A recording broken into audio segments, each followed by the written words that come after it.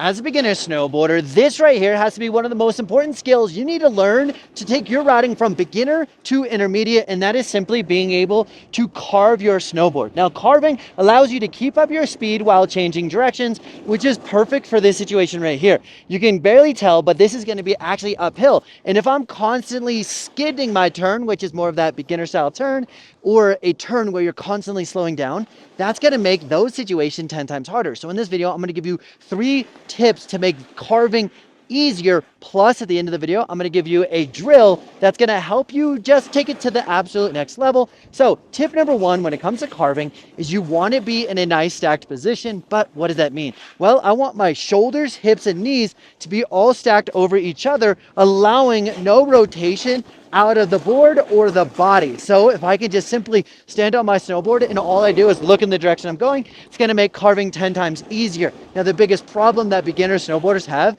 is they're taking their lead shoulder and they're trying to rotate like this, where the front side of my jacket, shopbennettech.com, but when you face open like this, it's going to cause your board to want to skid, which is not what we're trying to do here. Tip number 2 is you do want your weight to be even between both of your feet. When I talk about doing skidded turns, I talk about 60% of weight in the front foot. In this situation, I would rather have you be stacked and even between both of your feet, allowing that slicing to become 10 times easier.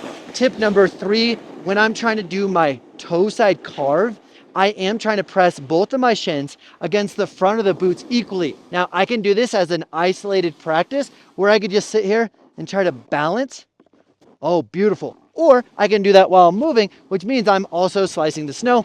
When it comes to your heel side edge, the same thing applies. Stacked body position. I can do this right here, and I'm trying to sink my tailbone behind the heels, and I'm lifting up my toes, trying to balance. As I do that, but I'm moving sideways, I can slice the snow by replicating that same thing. Pretty awesome, right? Now let's get into the drill, and I highly recommend you go to an area that is not super steep just to make this easier. But our goal is to point our board down the hill, and we're gonna simply lift up our toes, push our shins down as if we've already done this drill. But one of the big differences is, as I do this, I'm gonna try rock back and forth, and the more comfortable I get, the faster I want you to be able to do this exercise. So if you're digging this style of content and you find any value out of it, let me know by liking the video, follow for more, because my goal is to make you as awesome as possible, and share this with a friend because we want to help snowboarders across the world become better at riding.